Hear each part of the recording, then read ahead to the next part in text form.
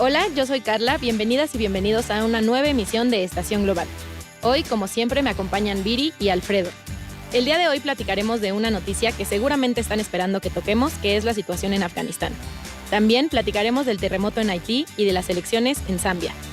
Así que vamos a comenzar, que tenemos mucho de qué hablar. Once Digital presenta Estación Global. Explicamos los acontecimientos internacionales más importantes de la actualidad.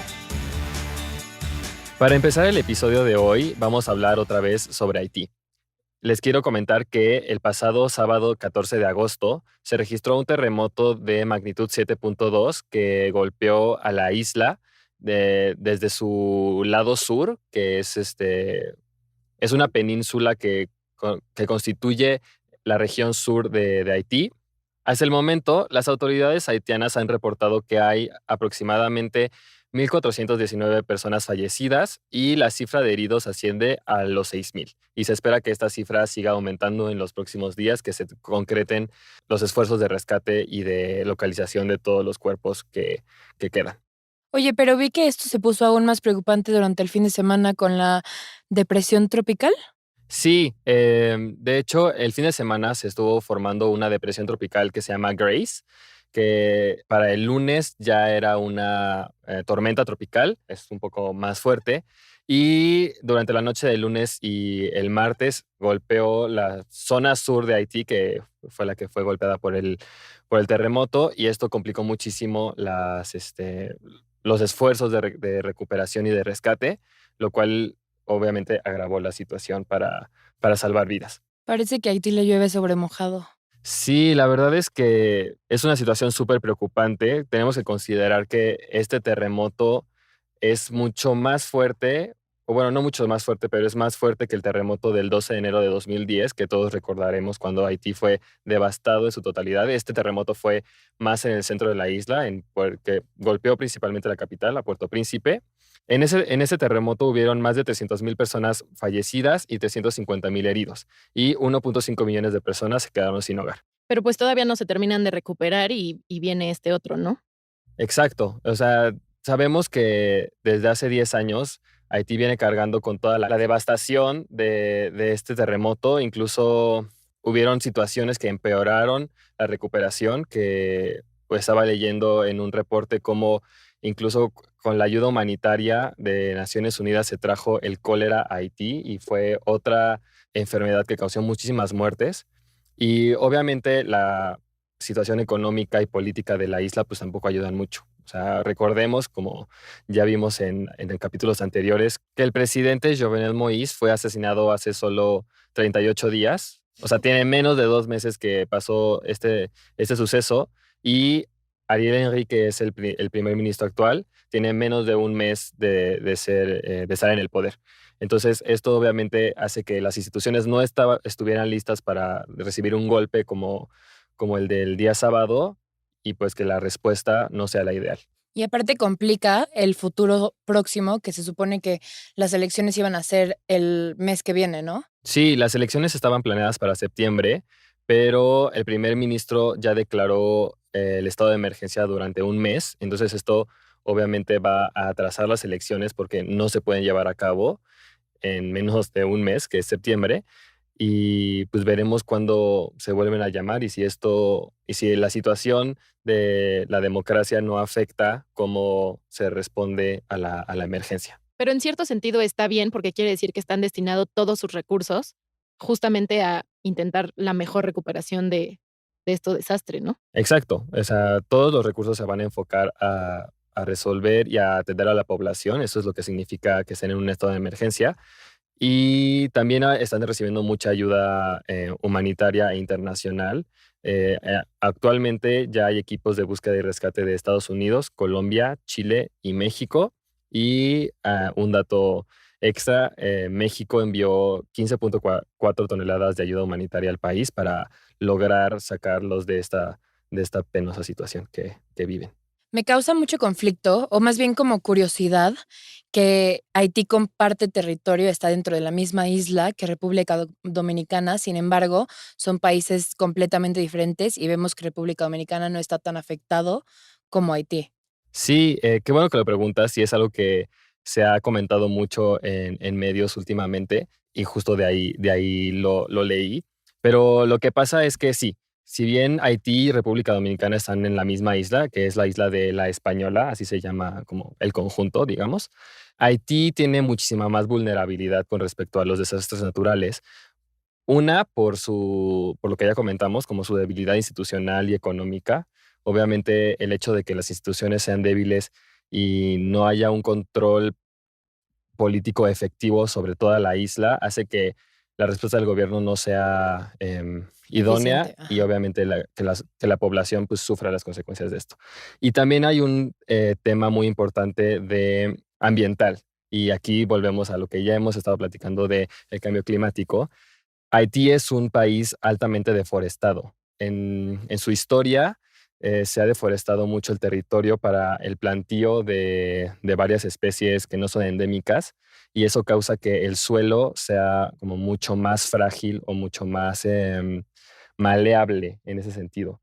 Entonces, obviamente con esta situación, los terremotos o los sismos, cualquier movimiento de tierra Afectan es más. muchísimo más Fuerte, ¿no? mucho más fuerte y muchísimo más devastador en esta parte de la isla que en la otra, porque simplemente las condiciones del subsuelo pues, son diferentes. Distintas. De hecho, hay unas imágenes muy impresionantes, y si pueden, búsquenlas en internet, sobre donde se ve claramente la frontera entre Haití y República Dominicana, como de un lado está súper verde con muchísimos árboles y del otro lado Tierra. es tierra café que no tiene nada. Sí, se me hace muy interesante porque yo justo le echaba la culpa a temas económicos o políticos, pero pues claro, es multifactorial y no había pensado en esto del suelo. Pero bueno, esperemos se recuperen rápidamente y no cause los mismos estragos que el terremoto pasado. Ahora sí, hablemos de Afganistán. Como ya les había contado el capítulo pasado, los talibanes estaban empezando a tomar muchas ciudades muy importantes a lo largo de todo el país y ahora sí, finalmente, después de 20 años, volvieron a tomar el control. El domingo 15 de agosto se hicieron de la capital, Kabul, en tan solo un día, que esto es muy interesante porque Estados Unidos había dicho que ellos calculaban que se iban a tardar unos 90 días en terminar de tomar el país o de llegar a la capital, y pues fue en menos de una semana. El presidente, que también habíamos platicado que había él sido electo democráticamente, Ashraf Ghani, huyó del país y actualmente está en Tayikistán con el resto de su familia. Los talibanes dijeron que lo que ellos buscan es una transición más bien pacífica, pero obviamente la población, recordando lo que fue el gobierno de los talibanes hace más de 20 años, pues tiene muchísimo miedo y rápido sacó todo su dinero e intentó huir del país. De hecho, hay un video bastante devastador de cómo un avión de la Armada de Estados Unidos está saliendo del aeropuerto y la gente literalmente se está colgando del avión porque no quiere quedarse en Afganistán. El líder de los talibanes, Mullah Abdul Ghani Baradar, estaba exiliado en Qatar, pero ya llegó a Kabul, ahora sí que a gobernar Afganistán.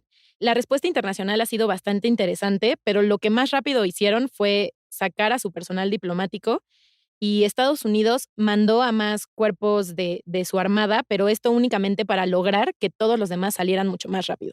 Como que los mandó a recoger todo y a ayudar a que todos salieran para, pues sí, para que se retiraran lo más rápido posible. Porque recordemos que Donald Trump ya había empezado el trámite de que salieran del país y Joe Biden lo reforzó y estaba planeado que salieran para el 11 de septiembre de 2021, pero esto se empezó a acelerar, claro, después de todo lo que está sucediendo. Sí, de hecho, qué bueno que lo mencionas, esta parte de Estados Unidos y de Joe Biden, porque hizo una declaración a medios públicos el día domingo, hizo una declaración a medios el lunes 16 por la tarde, porque obviamente toda esta situación de Afganistán y de la retirada de las tropas y de la entrada del Talibán causó conmoción en los medios y mucha crítica hacia el gobierno de Estados Unidos.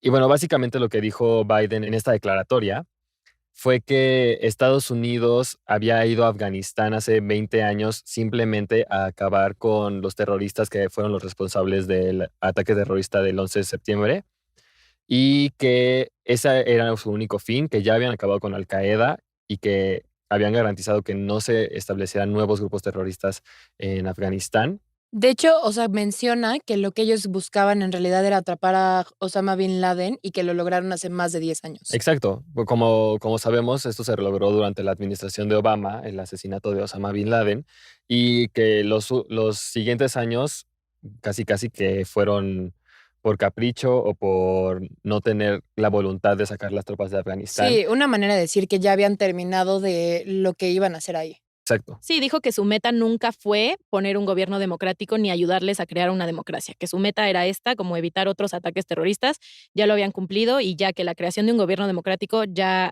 quedaba en las manos de los afganos y que ellos no tenían nada que ver. Sí, lo cual la verdad es una visión o un acercamiento al tema bastante miope, me parece.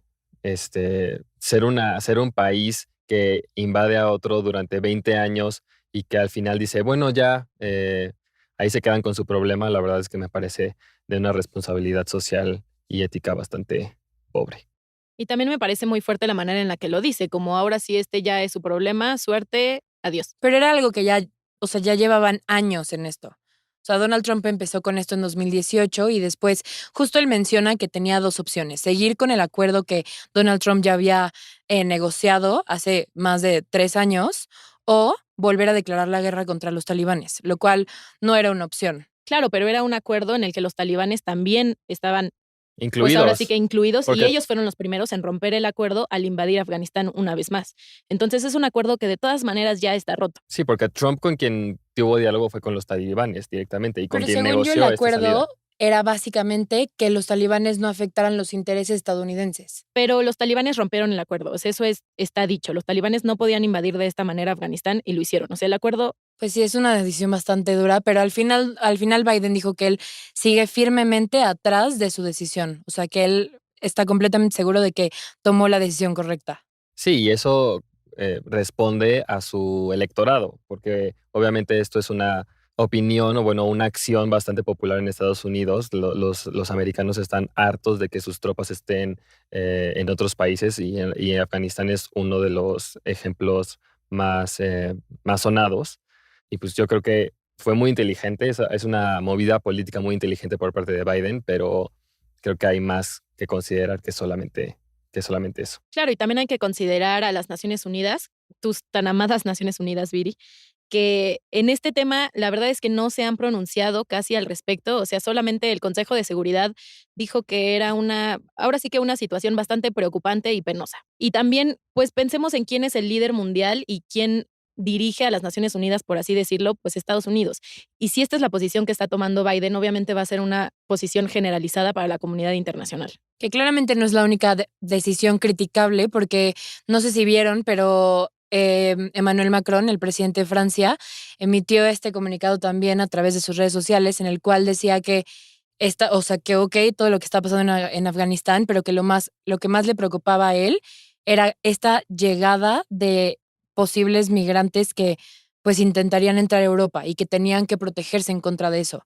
Y no es el único país que está tomando esta postura. Exacto, veamos dónde están las prioridades de los líderes mundiales, en cuidarse de una oleada de migrantes que, como les platiqué el capítulo pasado, Afganistán es el segundo país con más personas desplazadas de su territorio. Después de Siria. Sí, después de Siria.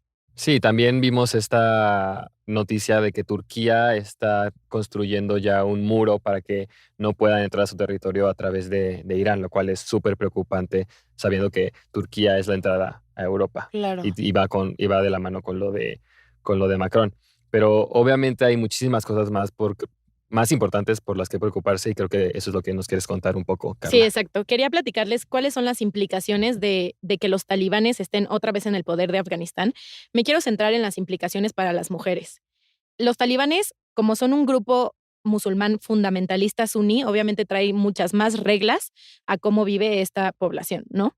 Algo principal es que no pueden trabajar fuera de sus hogares y no pueden hacer ningún tipo de actividad fuera de su casa sin algún pariente cercano, hombre. Este es un tutelaje que se les da ya sea a sus hermanos, a sus padres o en su caso a sus esposos.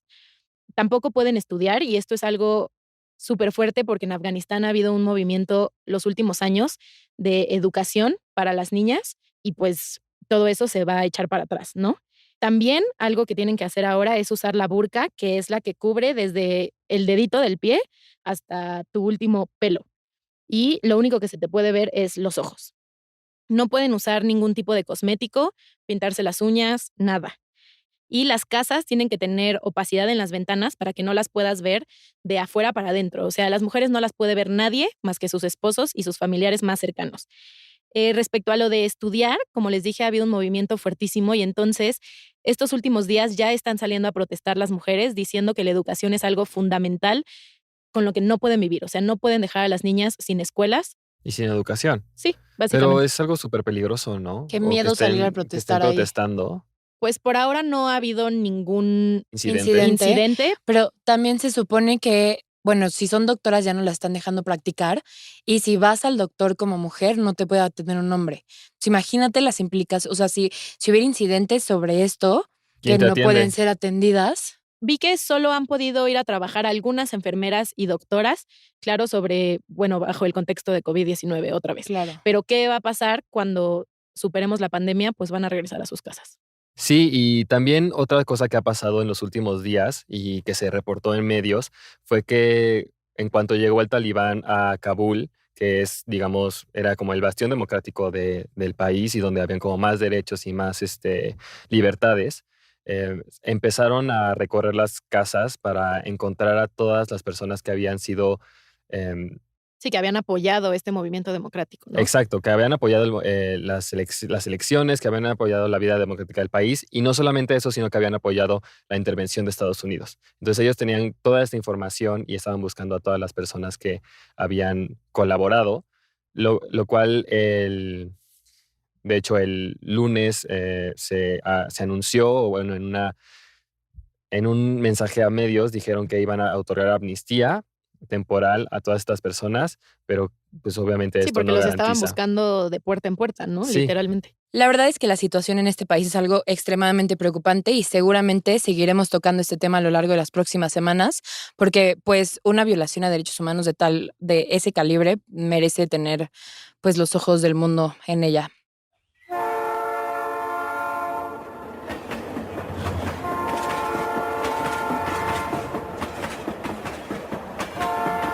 Por mientras, pasaré a contarles de una noticia que la verdad a mí me emociona muchísimo. Es sobre un país africano que se llama Zambia. Justamente quería decirte que me encanta que nos platiques de este tema porque la verdad es que estoy segura que muchos y muchos como yo no sabemos nada. A mí también me emociona mucho hablar sobre África porque siento que no tocamos mucho ese tema. Y pues justo quería contarles de las elecciones que se llevaron a cabo el pasado 12 de agosto. Para los que no sepan, Zambia es un país que dentro de África es reconocido por tener de las mejores democracias. A la fecha se han hecho 3 transiciones democráticas, es decir, la oposición ha tomado el poder después de unas elecciones por la vía democrática, es decir, por votación directa. Y pues sí, en las elecciones se escogió a el presidente y a 156 miembros de la Asamblea General, que en realidad son 167, pero el presidente escogió a 8. En estas elecciones, los 2 candidatos más importantes fueron Edgar Lungu del Frente Patriótico y Hakainde Hichilema del Partido Unido para el Desarrollo Nacional. Edgar Lungu lleva en el poder desde 2016 cuando ganó las elecciones con 50.35% y Hakainde Hichilema es este líder que había participado en las últimas 6 elecciones, es decir, desde 2006 intentó tomar la presidencia por la vía democrática. De hecho, es una figura que en el país es muy relevante porque estudió ahí, pero después se fue a estudiar a Reino Unido y es este economista que regresó con un poder económico bastante fuerte, que es ampliamente reconocido como un gran hombre de negocios y que tiene 2 objetivos principales en Zambia. El primero es restaurar cordura en la política económica del país y el segundo es terminar con la corrupción que se vio a lo largo de todo el periodo de Lungu.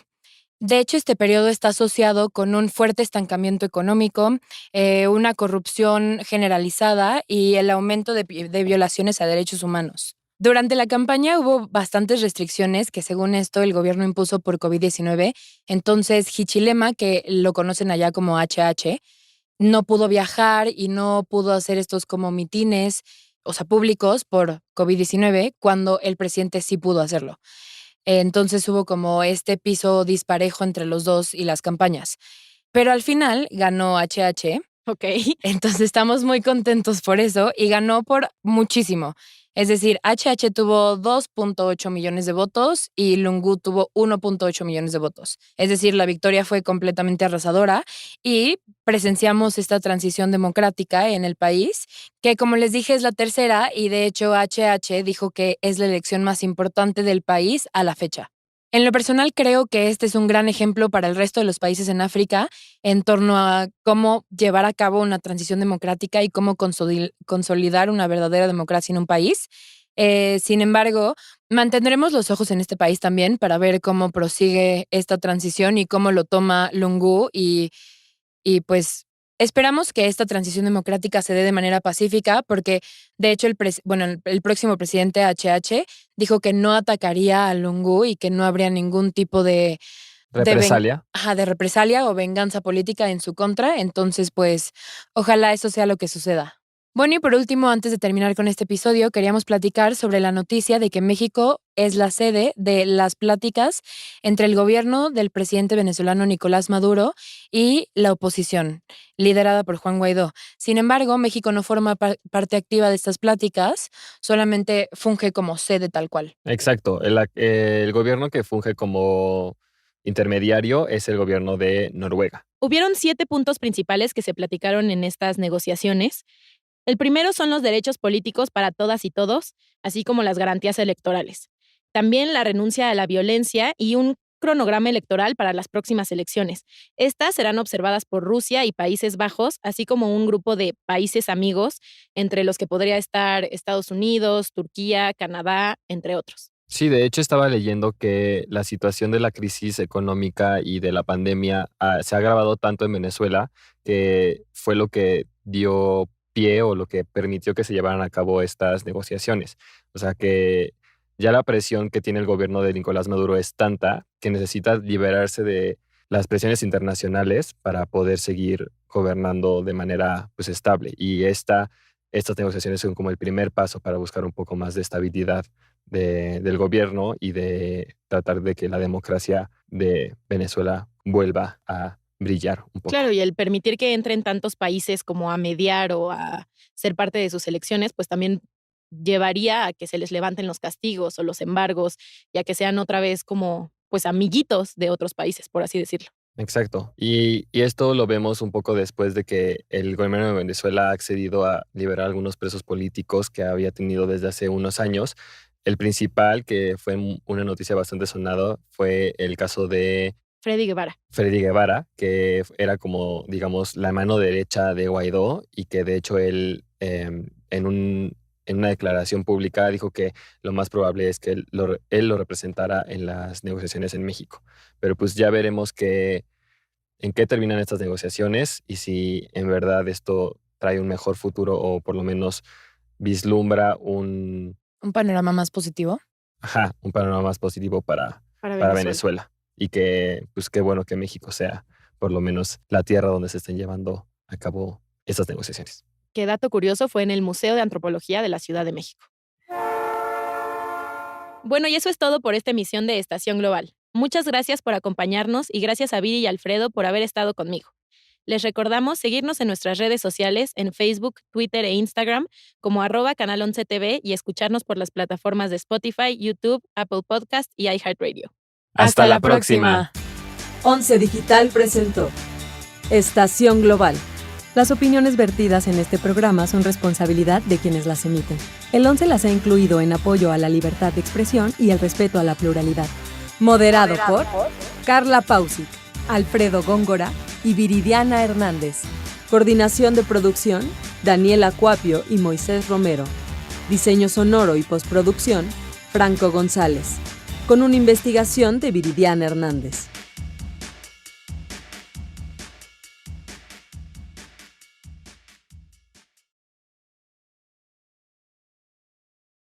Once Digital va contigo.